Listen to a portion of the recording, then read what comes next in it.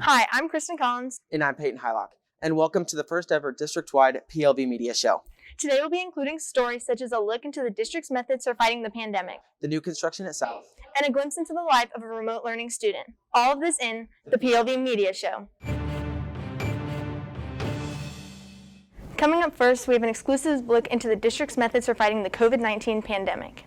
Hello, I'm Meredith Kohler, and this is Thor Hunziker, and we are with PLV Media at Papillion La Vista High School to inform you on how the district is battling against COVID-19. We spent all summer, actually since about last March, planning for what health precautions needed to be put in place for students and staff to make sure that we could open school at 100%. Everybody has to wear a mask. Our lunches are separated into 9th and 10th and 11th and 12th. And then after every class, the teachers wipe down the desks. We're doing these precautions because pretty much all of us that are in education realize that it's pretty difficult to learn well remotely. Like with me here on a computer screen and you there on a computer screen, it's much easier to learn when we're all in the same room.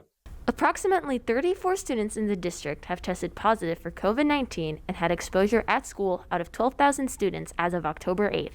Learning to wear a face mask is hard and to be safe. Students and staff want to be in school, and if that's what it takes to keep us in school and to keep us safe and keep sports teams playing and keep activities and extracurricular things and band and choir and all those things in school and happening, that students and staff are going to do what they need to do to keep us safe. This has been Meredith and Thor representing PLV Media, and remember to stay safe during these tough times. And that concludes our first story. Coming up next, we have a special interview with the Monarchs' very own Mr. Pilikowski, and find out why you might consider voting this year. I'm Chloe Headland with Ellen Fahm, and we are with PLV Media at Papillion La Vista High School to report on one teacher's promotion of voting registration for students.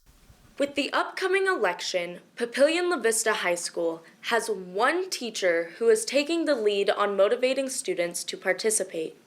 His name is Joe Pilikowski, an American government teacher. He explained his passion of helping students register to vote. I've just always enjoyed government, loved it from a standpoint of it impacts kids and adults and everyone in our country each and every day of our lives. I wasn't able to see the impact that government had upon my life at an early age. To change that, to the kids that I teach today, that help them recognize all these different ways in which I've learned and showing them how easy it is to vote. People have this idea that voting is a difficult process, and when you show them just how easy it is, how they can register in 10 minutes or less, all the different ways in which our state now allows people to vote early, vote by absentee ballot, I think it's important to recognize both of those things. And then once they do, I think hopefully they'll be voters for life. This has been Ellen Fahm with Chloe Headland reminding you to vote if you are 18 or older. And that finishes up our second story. Voting is definitely something you should consider, especially if you are of age. Up next, we take a look into the remote learning program with interviews from remote learning teachers themselves. I'm Lauren Riddle. And I'm Sarah Fay, and today we're taking a look at the remote learning program at the PLC School District. Students thought that it was going to be how fourth quarter was, and that is not the case. There's been several students that have already said, I want to come back next semester, I don't like this, because it wasn't what they thought it was going to be. If we should have to go online, since the RLP classes are not quite at the same place as the in-person classes, those classes will stay as RLP, and then the in-person classes would be their own online class. The teachers were given a survey to fill out and asked if they'd be willing to do it or not, and then we chose teachers who said they would be willing. No teacher was put in there unless they said yes, they would do it. We interviewed Papillion La Vista South's Mr. Johnson. He teaches band, choir, and economics. They asked me to teach economics when they had a need for the remote learning economics course. I've got a minor in accounting, and that's as close as I've got to taking. I took economics long ago. So Some students don't have the resources to do online schooling, so these staff members told us about the school's plan. So when we started up, we had a day where they came and picked up their books and the device that they needed. I know that at school, like my internet connection here is typically very stable. You don't necessarily know that the internet connection at people's homes is as stable, or is the device that they're using as stable of a device. This has been Lauren Riddle and Sarah Fay with PLV Media. We just finished talking about the remote learning program. Well, it is interesting to see how they're teaching students who aren't even in the building. Up next, we have a story on the construction at Papillion Vista South High School. Hi, this is Kylie Fagan. And I'm Reese Velasquez with PLV Media. We're going to give you a view on the new additions at the Papillion Vista South High School. Yeah, our two new additions that opened this fall were the ninth grade freshman wing in our STEM area, along with our flexible learning space. And those have been great additions for both our students and our staff. We asked Mr. Campbell how the new STEM room has opened new opportunities for them and their students. This has unloaded a whole new dimension of teaching STEM. With us adding another actual department with the metals and welding, that that opens up to a lot of kids. We've never had that opportunity to be able to offer metalworking at all with any of our students besides taking the Metro Academies and going down to Metro. So that's going to be huge. We asked Ms. Heitman how the new flex spaces might have benefited her students and herself. Oh my gosh, we use it all the time. If math is out there, then we kind of stay in the room. We've had it where we kind of split into two groups. So I'll have a class of 30 kids, and 15 will be out there working. The other 15 stay in here. So it's just kind of nice because we can roam around. It just feels like a lot more space to work in. So it's been awesome to have. Lastly, we wanted to see if any of the construction affected students' daily schoolwork. Not too much. Some days it gets really loud and the classroom starts to shake, but it's only for a couple of minutes at a time, and otherwise it hasn't affected me. This is Reese Velasquez.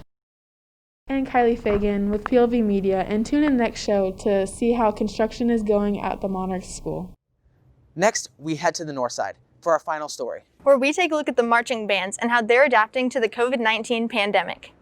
We're Greta Brenzel and Taya Tanton, and we're here in front of the football fields at Papillion La Vista High School, where marching band practices, to tell you about the extra precautions they've been taking due to COVID-19. We ask them to make sure to have their masks on. We do have them take off the masks when they're playing. All of the marching band drill that we have is more spread out than it typically is.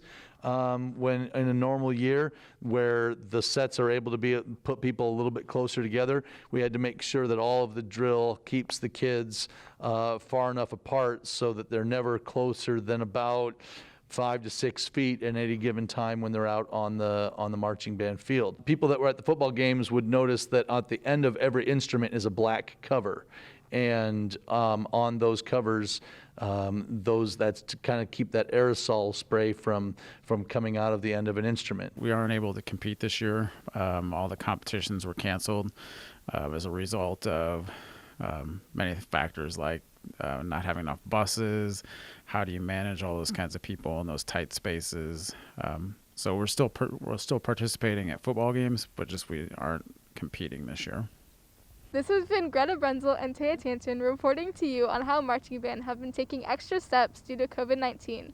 Please make sure to always wear a mask, wash your hands, and practice safe social distancing so you can stay safe too. Things got a little crazy in the newsroom, and we weren't sure if this segment was going to be able to make it out on time, but our reporters came together and were able to pull it off. Please enjoy this next segment involving quarantining in the district. Hi, I'm Harvey Tuzio with PLV Media.